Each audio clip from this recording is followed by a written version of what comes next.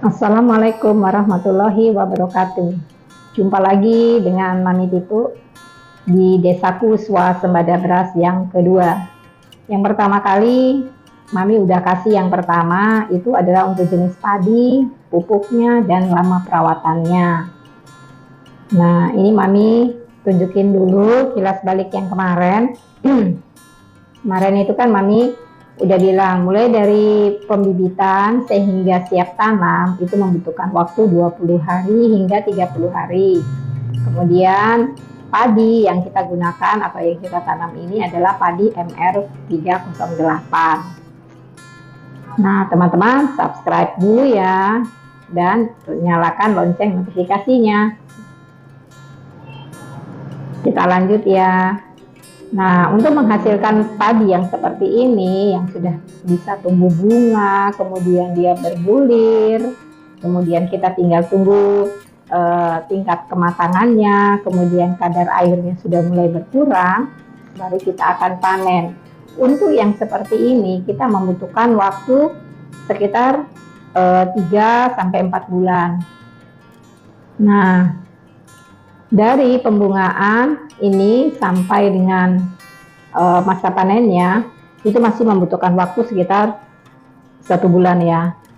Jadi kita masa panennya itu dari pembibitan sehingga masa panen kita membutuhkan waktu sekitar kurang lebih 4 bulan. Nah, ini juga tidak mudah bagi kami para petani. Kami harus memikirkan tentang pengairan sawahnya supaya menjaga agar sawahnya tidak kering. Itu yang pertama. Yang kedua, kita juga membutuhkan pupuk. Kebetulan pupuk yang dipakai di sini ada pupuk urea, kemudian pupuk konstan dan lain-lain ya. Nah, untuk menjaga pengairan di sini juga cukup lama karena kita harus membuka tutup. Kalau dia terlalu banjir, itu akan mengakibatkan padi akan busuk. Makanya harus dijaga betul-betul soal pengairan untuk mengairi sawah kita. Nah, ini kita lagi menunggu masa panennya ya. Kalau setelah padi ini dia menguning, kemudian kelembapan airnya sudah kita lihat bahwa itu sudah bisa dipanen, kita akan panen. Saat ini yang Mami ingin tunjukkan adalah kita panennya. Oke, jadi kita sudah melewati masa yang cukup panjang sebelumnya. Nanti teman-teman bisa lihat ya yang di judulnya Desaku Swasembada Pangan. Nah, ini nih padi sudah menguning, jadi kita siap panen. Tuh ada traktornya. Nah, traktor ini atau disebut juga dengan traktor panen padi khusus dia memang. Nah, traktor ini yang masuk ketika dia modelnya seperti thresher depannya. Jadi ketika dia threshernya berputar, nah itu langsung padi-padinya atau gabahnya langsung masuk di dalam karung secara otomatis. Tidak kayak dulu ya teman-teman, kita harus menggunakan anai-anai, membutuhkan buruh tani yang cukup banyak. Kemudian setelah itu perkembangannya masuk ke thresher. Thresher ini menggunakan pedal.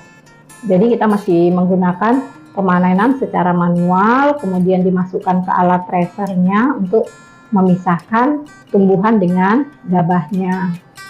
Setelah itu baru kita masukkan ke karung, tapi itu pun masih secara manual. Kali ini Mami ingin tunjukin traktor panen padi.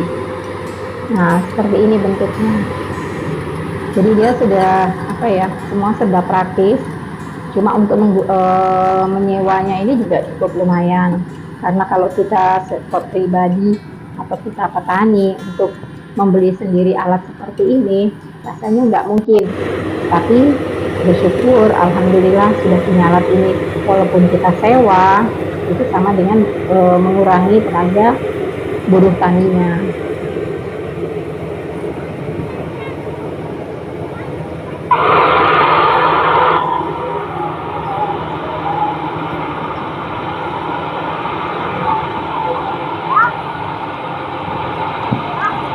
Jadi praktis ya, cukup putar aja.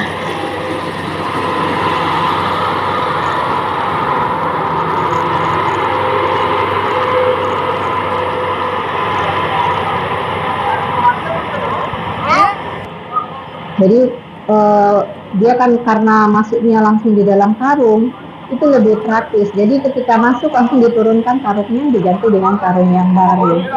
Jadi untuk 1 hektar sawah, nah itu tidak terlalu sulit ya. Bisa sehari dia sudah selesai.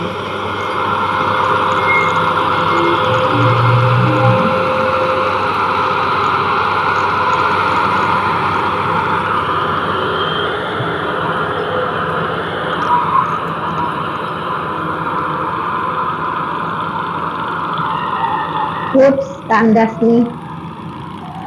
Oh, semoga enggak ya.